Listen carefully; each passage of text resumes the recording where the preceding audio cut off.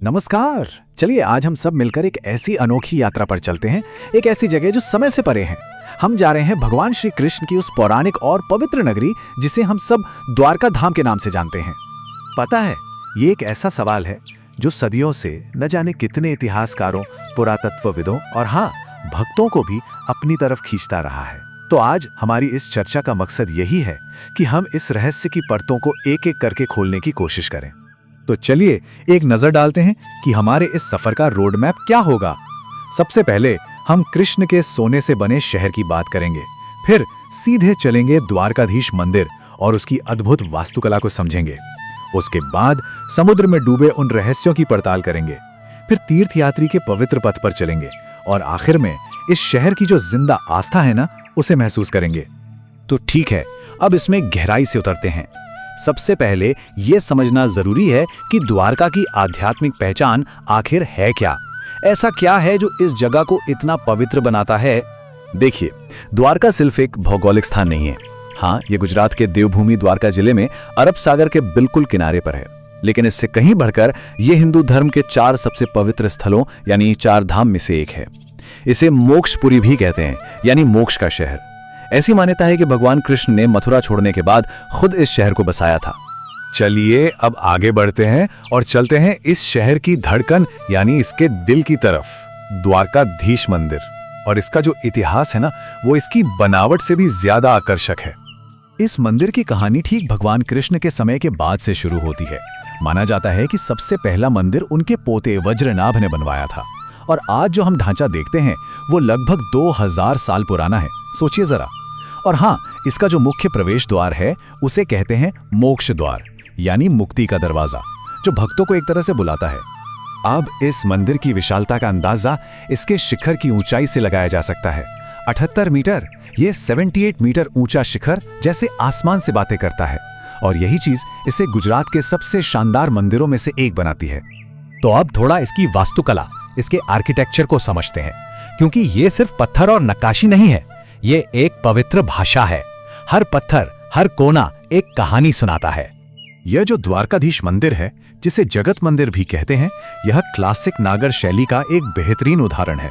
इसकी 5 अलग अलग मंजिलें हैं, और जब आप सबसे ऊपर पहुंचते हैं तो वहां से अरब सागर का जो नजारा दिखता है वो बस कमाल है। पर एक चीज है जो सबसे खास है, और वो है इसका ध्वज या पताका।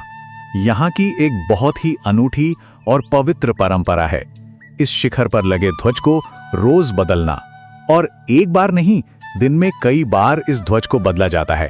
ये भगवान कृष्ण के प्रति अटूट विश्वास और समर्पण का एक जीता जागता प्रतीक है। ठीक है, अब हम आते हैं द्वारका के सबसे रहस्यमयी पहलू पर, वो कहानी जिसने इस शहर को हमेशा के लिए अमर कर दिया। समुद्र की गहरी लहरों के नीचे छिपी एक पूरी सभ्यता की कहानी। पता है, सदियों पुरानी एक कथा है। ऐसा कहा जाता है कि जब भगवान कृष्ण ने इस धरती से विदा ली तो उनका बसाया हुआ ये पूरा का पूरा सोने का शहर समुद्र में समा गया। ये सिर्फ एक कहानी नहीं है, ये गहरा विश्वास है जो पीढ़ी दर पीढ़ी चला रहा है। और बस यहीं पर पौराणिक कथा और वैज्ञानिक खोज एक बहुत ही दिलचस्प मोड़ पर आकर मिलते हैं। सोचिए, एक तरफ तो सदियों पुरानी मान्यता है कि कृष्ण का शहर समुद्र में डूब गया, और दूसरी तरफ समुद्र के नीचे खुदाई करने वाले पुरातत्वविदों को एक प्राचीन शहर के ठोस अवशेष मिले हैं। ये खोज इस पूरी कथा को एक नया ही आयाम दे देती है।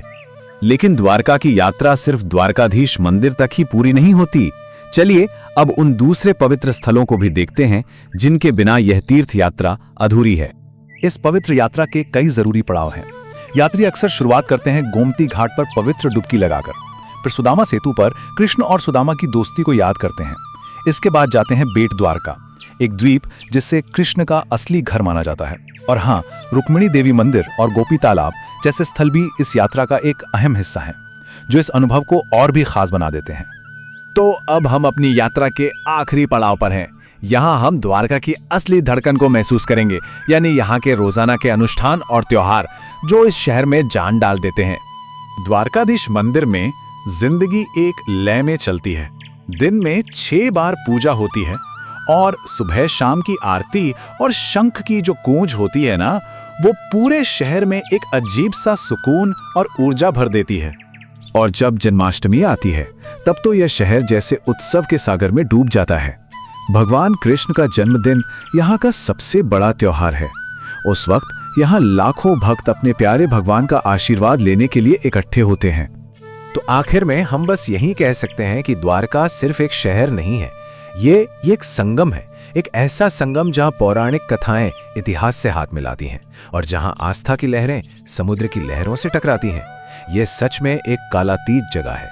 और द्वारका की ये पूरी यात्रा हमें इसी एक सवाल पर लाकर छोड़ देती है।